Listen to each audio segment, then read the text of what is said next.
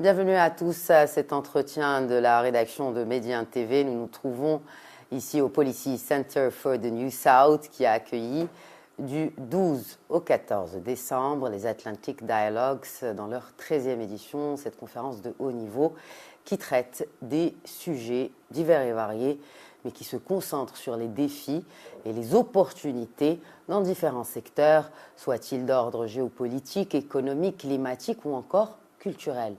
Et notamment dans cet entretien avec mon invité distingué, nous allons parler de la diplomatie culturelle. Il s'agit aussi de donner l'opportunité à celles et ceux qui contribuent aux travaux de recherche du Policy Center for the New South de partager avec nous, et avec vous bien sûr, les travaux qu'ils consacrent à des sujets qui nous concernent en tant que Marocains et en tant qu'Africains.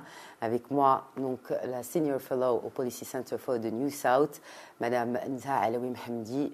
Merci de répondre à nos questions. Merci à vous de m'avoir invité. Alors, nous allons parler de cet ouvrage, parmi d'autres, parce que vous êtes également auteur et co-auteur de cet ouvrage intitulé « L'identité africaine de la culture marocaine ». Donc, aux côtés d'autres contributeurs et contributrices, vous avez donné une lecture de ce qui fait l'identité africaine de notre culture marocaine et plus globalement de la diplomatie culturelle. Alors, ce qui m'interpelle, c'est le sujet, la culture, dans un think tank marocain qui traite d'habitude de questions géopolitiques, économiques, même d'ordre politique. Mais pourquoi la culture ? Je voudrais tout d'abord vous remercier de m'avoir invité à cet échange. Alors pourquoi ? L'idée de ce livre ou de cet ouvrage nous a paru évidente il y a déjà quelques années de cela. Nous avons eu le plaisir et le privilège de le présenter ici même au PCNS l'année dernière, l'été dernier plus précisément.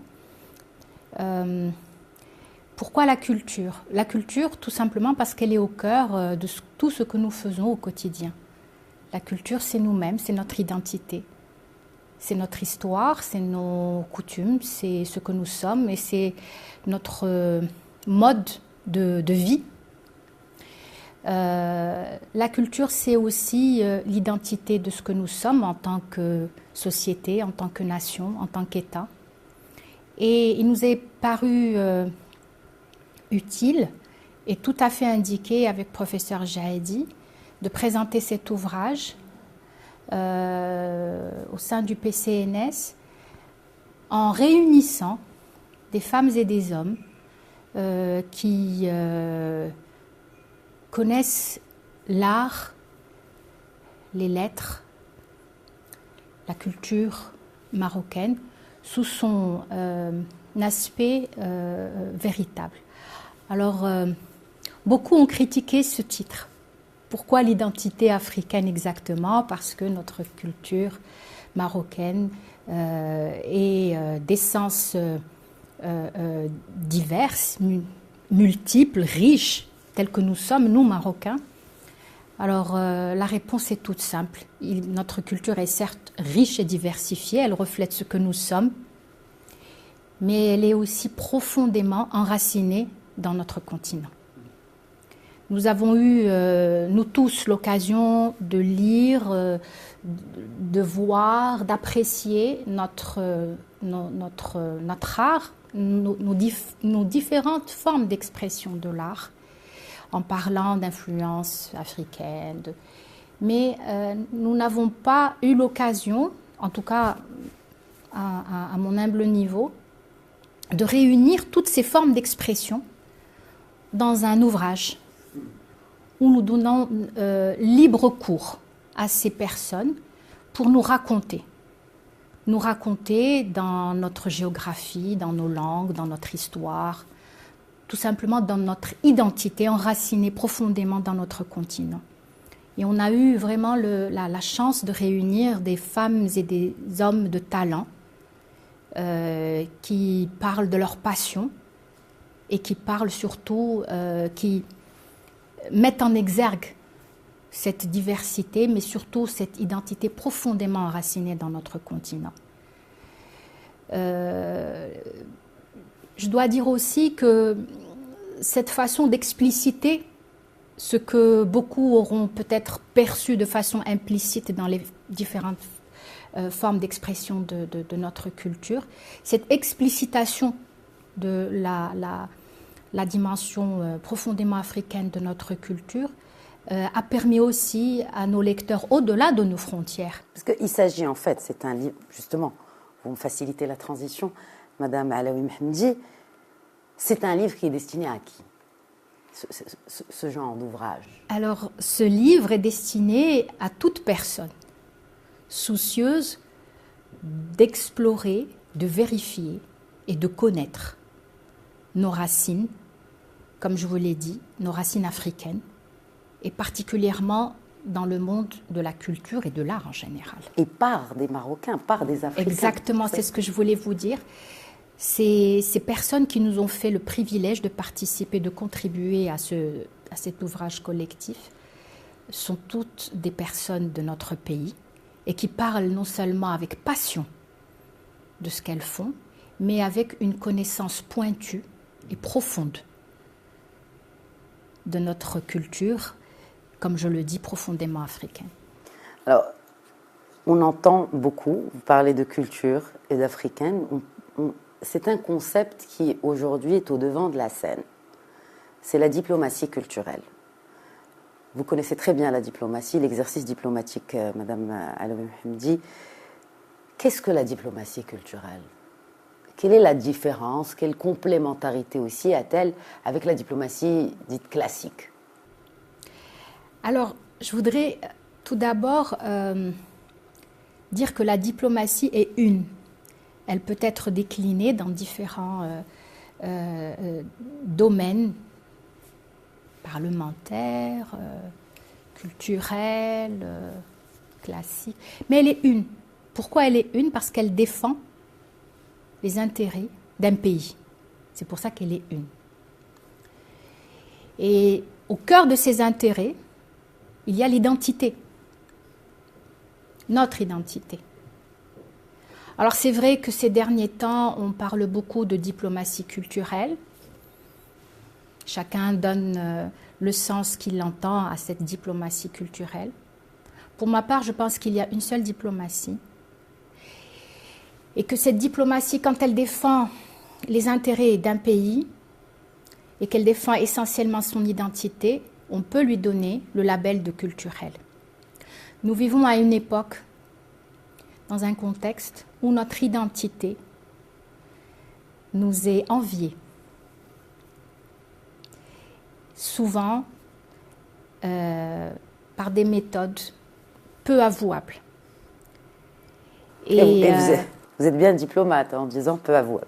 Peu avouable, tout simplement parce que il est pour certains difficile de comprendre qu'un État de 12 siècles d'existence, au carrefour de beaucoup de civilisations et d'influences, a pu se forger une identité extrêmement forte, extrêmement vivante, qui continue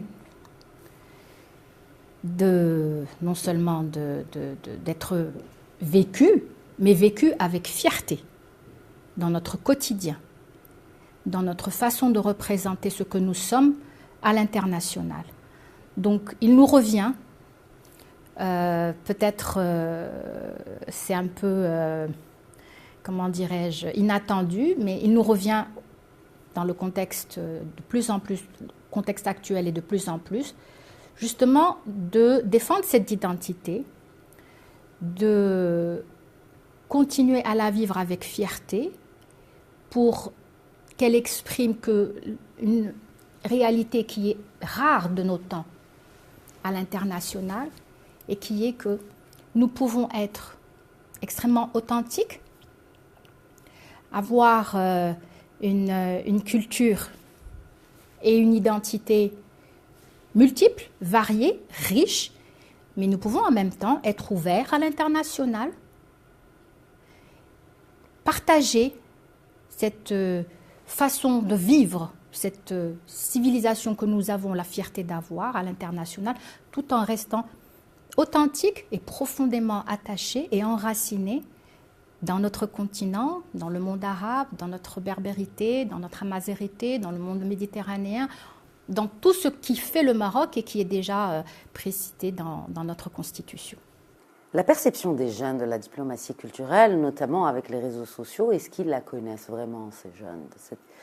Ils sont acteurs, indirectement, finalement, de cette diplomatie culturelle.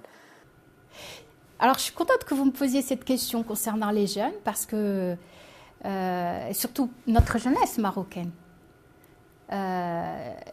Alors, d'aucuns diront que cette diplomatie est réservée pour des questions sérieuses, parfois ennuyantes, abstraites, ennuyantes dans le sens d'abstraite. Mais comme je vous le disais tout à l'heure, la signification de diplomatie culturelle peut varier d'une personne à une autre. Concernant la jeunesse, je pense que ce sont des acteurs. Notre jeunesse est un acteur essentiel non seulement du rayonnement de notre culture en interne et à l'international, mais c'est aussi un moteur de son évolution et de son adaptation à d'autres sphères d'expression culturelle ou de l'art. Justement, je vais vous citer rapidement pour clore cette entrevue, Madame Alaoui Hamdi. Vous dites que les échanges classiques, les manifestations sont toujours utiles, mais insuffisants pour exploiter non seulement le potentiel existant, mais impulser la créativité, les sources d'inspiration, la réponse aux demandes de la jeunesse. Nous touchons un volet où le patrimoine, même s'il est renouvelé, a besoin d'être revisité, a besoin de nouveaux supports techniques et de modes de diffusion. Oui. Comment ? Comme vous l'avez dit, la jeunesse dans ce paysage de la culture marocaine. Nous avons la chance d'avoir une jeunesse extrêmement consciente de ce qu'elle est, mais en même temps assoiffée d'évolution. Peut-être que ma génération et la génération précédente sommes restés attachés à un certain classicisme ou aux conventions sociales et culturelles. La jeunesse d'aujourd'hui a ce désir d'authenticité, mais aussi cette exigence d'évoluer au diapason de l'évolution à l'international. Et il nous revient à nous de répondre à ces demandes afin qu'il y ait des synergies vertueuses qui soient positives entre deux façons de faire, ou plutôt deux perceptions qui ne sont pas antagonistes, mais qui se complètent. En deux mots, le soft power à la marocaine, Madame Zaha Alaoui Hamdi. C'est notre façon d'être, tout simplement, marocaine, et qui est unique et exceptionnelle. Merci beaucoup sur ces mots. Cette entrevue touche à sa fin. Je vous réitère mes remerciements au nom de Média TV pour cette interview, Madame Alaoui Hamdi. Merci beaucoup. C'est moi qui vous remercie. Voilà, donc c'est la fin de cette entrevue réalisée en marge des Atlantic Dialogues organisés par le think tank marocain Policy Center for the New South. Merci de nous avoir suivis. Très bonne suite des programmes.